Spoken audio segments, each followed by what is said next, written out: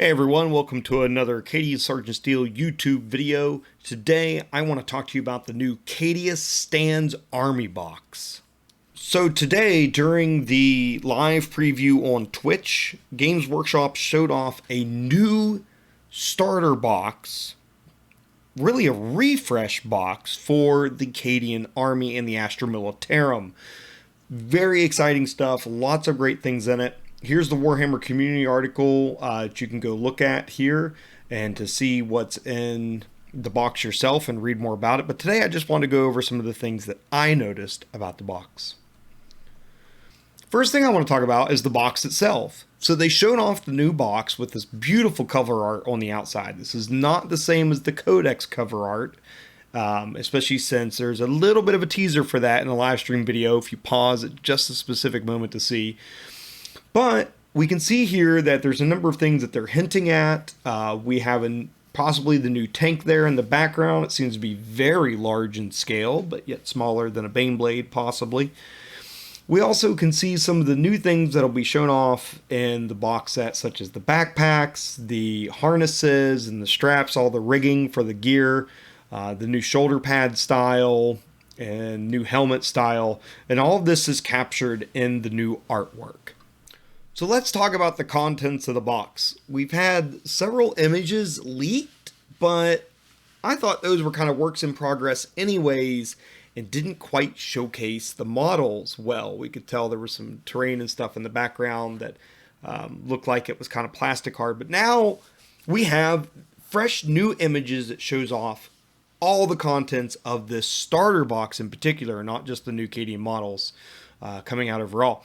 So couple things to know about what appears to be the format of the box. It appears to be a patrol detachment.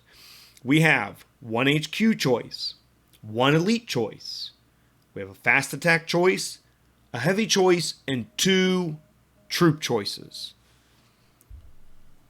This is really great because this means for new players wanting to get into the Guard, they can buy this box and they truly have a starting force that is well-rounded.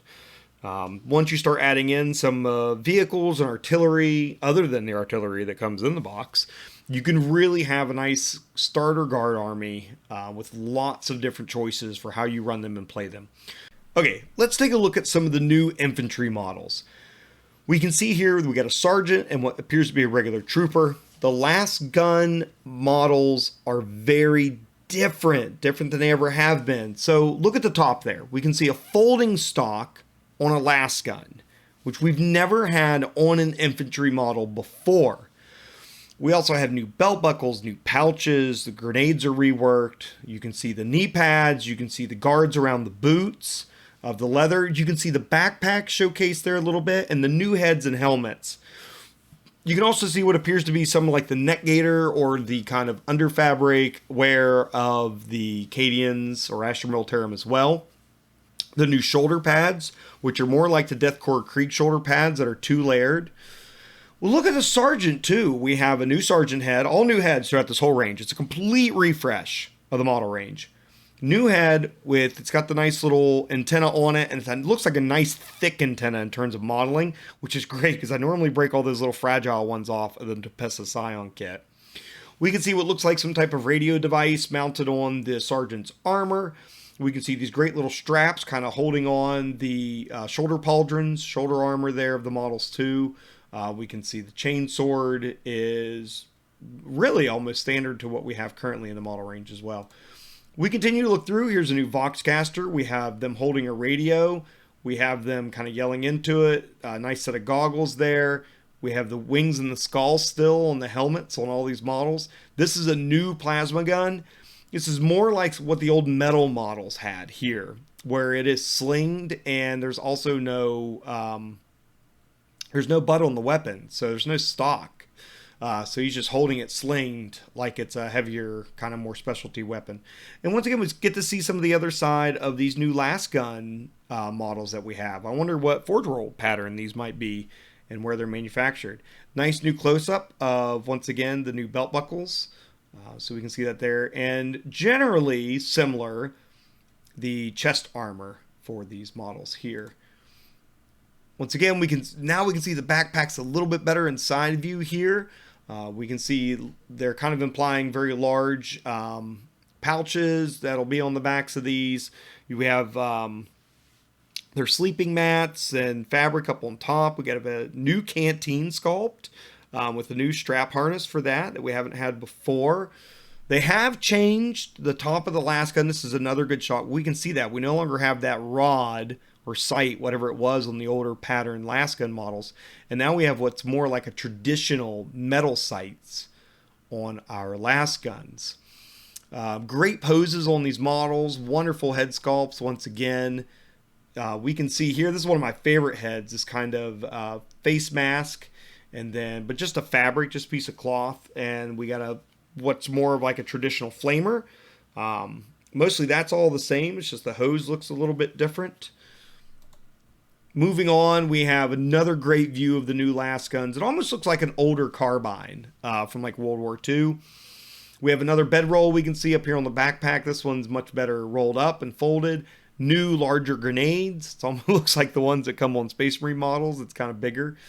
Thought that was kind of an interesting little detail. We can see here's another one of those camo-covered, cloth-covered helmets. And so they've painted up in this nice kind of woodland, almost jungle theme of that Melt-A-Gun character there. And then here's a couple more. But we can see here's another pattern of the lasgun, and it's got that metal rod there on the top again. And this is more the standard pattern lasgun that we have currently on the Cadian infantry squad models. Also love some of the little details, the soldiers pinning stuff on their helmets with straps and little bullet hole damage there on the front of the model and so forth. These are just really fantastic and really bring the range to life. Next are the models which are the command squad. It appears that we're still going to get a 4-unit command squad and a commander and a command squad kit. So what they show off first are these here. We have the company commander himself. Few things to note. Great pose, wonderful long coat the way we already have on our officers. He's got like a little chest emblem, a little medallion that he's wearing over his armor the way we already have in the kits. A great new face with a scar on it. It appears to have a comms antenna on his back. And his armor, the way it's covered up, almost looks more like the current armor that we have. He has a nice good pose with the power sword. He is holding his helmet. It's got it off there and it's kind of pointing out towards a very commanding pose, very great. But something to notice between here and the Voxcaster. They have these pauldron, these shoulder armor plate covers that signify the specialty of them. So whether they're communications or whether they're in command. And so those things are shown off. The Voxcaster is weird. That is a weird, mostly just the antenna choice. Like I think if you pretend the antenna is not there, and maybe we had more traditional antennas on the back, it wouldn't be so strange. But I do really like all the rigging and the gear here that they have for this guy. A little speaker he can go into. He's got his headphones. He's got this kind of leather fabric cap over it. And it's printing stuff out while he's receiving calls and communicating back. I really love the heavy hose connections, the wiring connections on here. Because for anybody who's been like in the U.S. military, any modern military, I mean, that's the way our comms equipment really is still. We have these huge connection points to them. They're very durable and stand the test of time and wear. So kind of bringing in a little bit of the silliness of 40K where we go backwards, like right, he's printing off the comms, while same time kind of having some nod to the current stuff that's going on. We can see next, and I'm going to talk about this a little bit more, but we have a medic there on the top left, and that is just a gorgeous sculpt. What a wonderful model, and great pose, kind of relax, holding this, once again, a different pattern, different version of the last gun he's got there. And then he's also got dual satchel bags kind of thrown over each of the shoulders and vials and pouches as well. And stuff strapped to his shoulder pads, great little helmet to indicate that he's a medic, and a view lens there too. Another thing that we have, is this model, which is different from what we have currently available in the command squad. So they called this a veteran sergeant, which is not a unit choice, a model choice we have in the current command squad. So this indicates there will be some changes to our command squad and what we can select to build it out with. He's armed with a power fist and a bolt pistol, and he's also once again got one of those special shoulder covers to mark his role. So I would imagine this being kind of like your master sergeant, your sergeant first class, or somebody of that kind of a rank within your command structure. Now, what that does for your army, I don't really know yet. That's interesting that they've made this adjustment, and so we will see where that goes. Also notice your veteran sergeant is wearing different armor. So this looks more like carapace armor than it does the traditional flak armor of the Cadians. So maybe that'll have something to it later on that we'll learn about. We also have this amazing banner bearer. What a striking pose on this model that is absolutely gorgeous. Few things to know. It's got a different top on the flag, on the top of the pole that we've not had before, and it doesn't have any frills on it. So this is just fabric on a pole, but it's the pose that it has, this kind of overlooking the battlefield, standing next to the rest of the command squad, observing what's happening, but it's still in the action. The wind is still blowing it, and what we could do with this banner here is just going to be amazing. Also notice the changes to the Cadian emblem itself. The Cadian gate is shattered and it is burning on the interior. So this is a change that shows the update in the narrative. I think if I have to do any throwback games, I'll have to make sure I do not include this banner in any Fall of Cadia games. And I'll have to use it only in post Fall of Cadia games, narratively speaking. But gorgeous model once again. Next is the new artillery models. So this is something like we don't have yet unless you buy Forge World. And you all know that I do collect the Forge World models, and I nearly have all of them at this point. So now I'm a little nervous. Some of them will be going away. But let's talk through it. Okay, on the top here, we have the Bombast. Sorry. We have the Malist rocket launcher. So that's on the top. Next, we have the Bombast gun, and on the bottom we have a heavy las cannon. So we can see this is generally all the same chassis, all the same framework, and it just appears that by looking at the models, I can see a hand here on a kind of the arcing leveling device. Same here with the heavy las cannon. We can't quite see it there on the Malist rocket launcher, but does imply to me this is entirely the same chassis. You basically just swap out the weapon on it. That could mean a great opportunity for magnetizing these. So you could actually go ahead and set them up so you can swap them out and not have to buy too many kits. But we'll see. We'll see when we get the actual kits in hand and what they look like. Once again, amazing upgrades to the war gear here. We can see a kind of leader, a sergeant of the artillery group, and he's got a radio on and he's calling in things and calling the shots. We have somebody here as a loader, and then of course the firer too. We got a pose with the hands covering the ears, pointing and yelling and kneeling on the boxes. We have another one calm and stoic, ready to drop his hand to fire the missiles on the missile launcher. This is really going to change our army significantly, especially by giving access to units that do non-line of sight shooting that aren't large vehicle models, and without players having to buy into Forge World. Although I still love my Forge World models and will always advocate for the gorgeous nature of those. But these here are going to change things up. We're going to have something that's just a little bit weaker than a Earthshaker cannon. We're going to have something that's going to be able to rain down a lot of shots on our enemy without line of sight. And then something that's going to be able to just punch a hole in the size of a knight, the size of a space marine.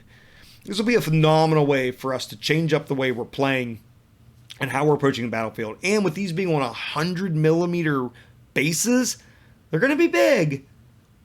But remember, they're short. Look at the height of the models, right? The artillery is only as tall as a Cadian model, so you're really still going to be able to hide these behind terrain, easily tuck them away in places, and fire down at the enemy. Next, we have the new Sentinel models that'll be coming in the kit. Only one will come in the Cadia Stands box, but here they're showing both versions. We have a new Scout and a new Armored version. This appears to be definitely a completely new sculpt, and they've addressed some of the design issues in the previous version. I'm a big fan of the old versions of the Sentinels, but I can say there were some design flaws in them. First is that it's just unrealistic for them to be balanced. And you have this huge cab that is extending way forward of the legs, and it just never quite seemed right.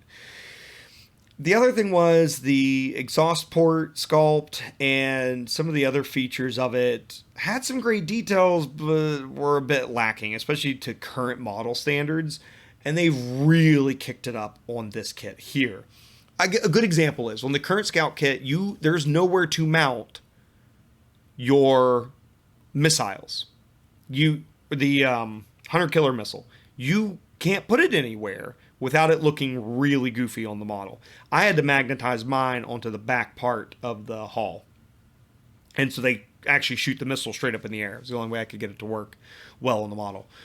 So we can see here with the new design, and it appears that the only difference between the Scouts and the Armored Sentinel is the top of the cab, and then as well we have all this kind of armor on the legs. So it does create more of a varying option rather than just putting a roof on or not putting a roof on. Now you can put a roof on and a bunch of knee pad and shin pad armor onto the model too. So great way to kind of make them actually look a lot different. You can paint those different colors, create different tones on there, and really make them stand out from one another. Other great part is for the Scout Sentinel, we can see that there are equipment and gear bags mounted to it, and this is really going to help them feel like a Scout unit as they're moving across the battlefield. We also have a reworked chainsaw.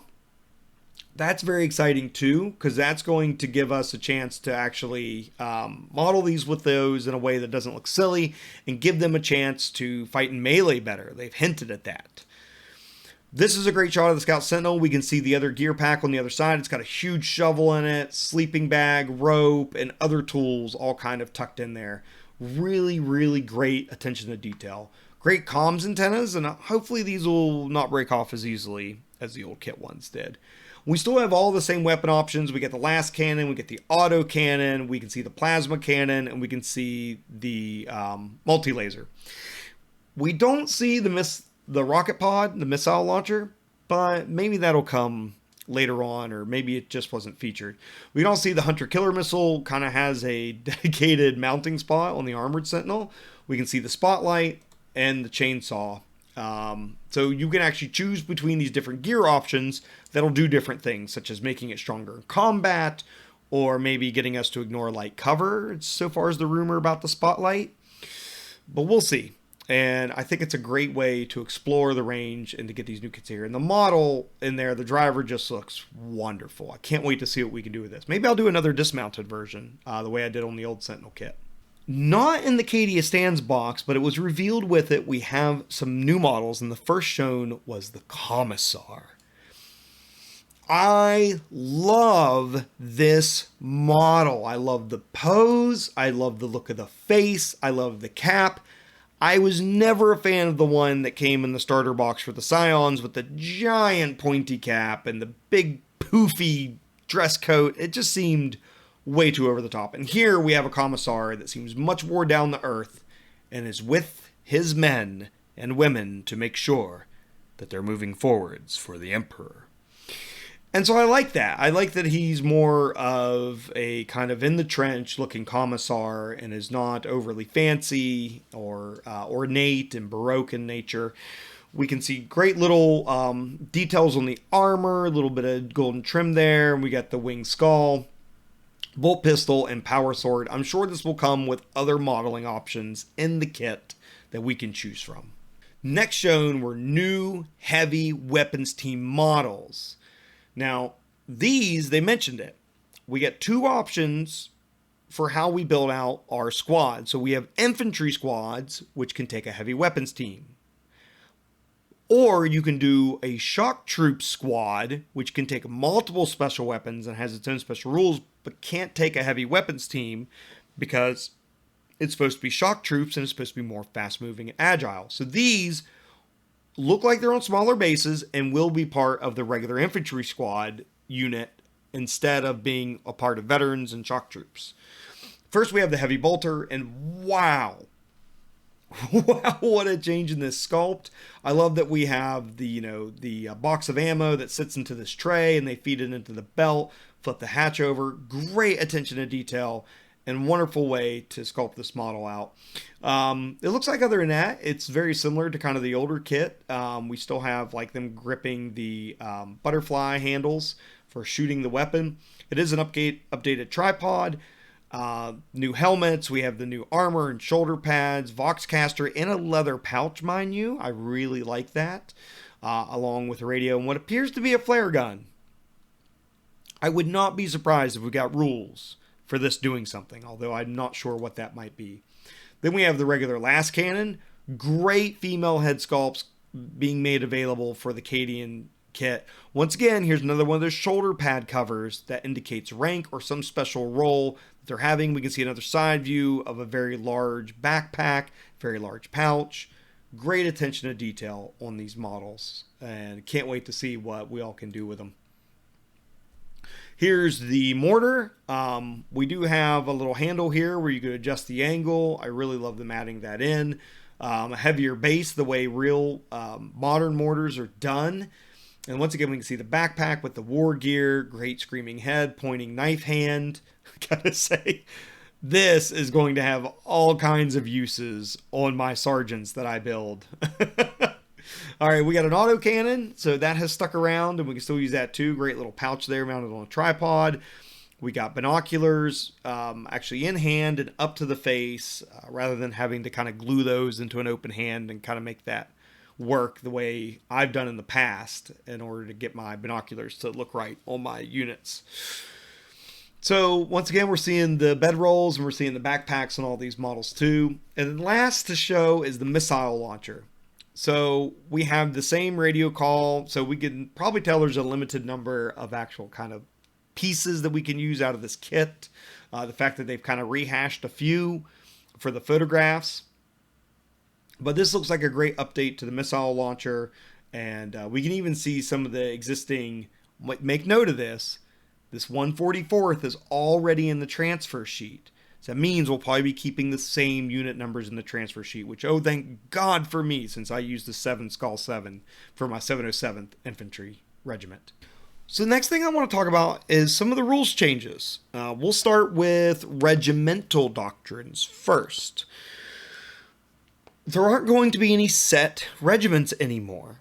And in fact, they're going to encourage you to mix regiment models into your army, say having Krieg and Talarn and Mordian and Cadian and Catachan all working together, which I love. That's something you used to be able to do long ago before I started playing the game. It's something they do in the narrative, and we see this all the time as part of Warhammer, but we haven't been able to do it as of late, or at least effectively. And so now the way they're doing it is that you bring whatever models you want with whatever regiment they look like, and then you choose 2 regimental traits to give your overall fighting force to use. Here's their 2 examples. We have Cult of Sacrifice, which is Krieg, and we have Parade Drill, which is Mordian. So say you're bringing Krieg and Mordian together, you can combine those 2 and make it like they're working together as a force, with their unique traits being shared amongst all the soldiers in the force. I love this too for narrative purposes, such as, well, what if you get a commander who has a different command style? I took the Catachan Major, the Catachan Colonel model, and painted it up as a Cadian. And so I would like to bring that sometimes as my commander, and then maybe that narratively shifts my army and how they play, because he has a different command style and the way the army should play. They've hinted at a number of things, such as maybe your army being better at artillery or heavy weapons, or the shock troops being better, and them having their own regimental trait separate from the rest of your force, potentially, or maybe their own special rules that allow them to do something similar. So it sounds like we're going to have very flexible Astra Militarum armies coming out of this new codex. I'm very excited to see what we can do with this, and the combos, and the way that we can all bring our own narrative to life. Because as we all know, Over the past several years, it's either been Cadian or Cadian.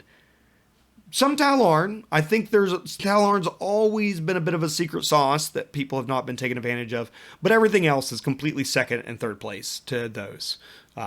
With really the Tallarn being second place and everybody else being well behind in terms of how effective they were in 9th edition gameplay. Even Cadians were struggling until we got a significant number of rules updates and a bunch of supplements to help out the Cadian forces, which just left the other regiments even further behind. But we can see now that will no longer be the case, and I'm very excited to hear about that change. So overall, I think the Cadia Stands box set announcement and the other models that are not included in the box set will be coming out in the near future as well is all really great news for the Astra Militarum players. Whether you're an old school Guard player or you want to just start collecting them, it has really opened up a huge opportunity for all of us, and I'm extremely excited for these sculpts. The detail level is phenomenal. It looks like we're really going to be able to create a lot of character. It looks like the arms are swappable. It still looks like we have the flush-mounted arms by some of the sculpts. So that's going to allow us to even still use existing kits to kit bash in stuff that we want to, including using parts from Necromunda models, using the Krieg models, or anything else they have yet to show or release. So I'm curious to know what you all think about the Cadia Stands box set and the other models they announced with it. I'll be talking about the Kasrkin and some other rumors in another video. So go ahead, comment down below, find me on Instagram, and let me know what you think. As always, Cadia Stands.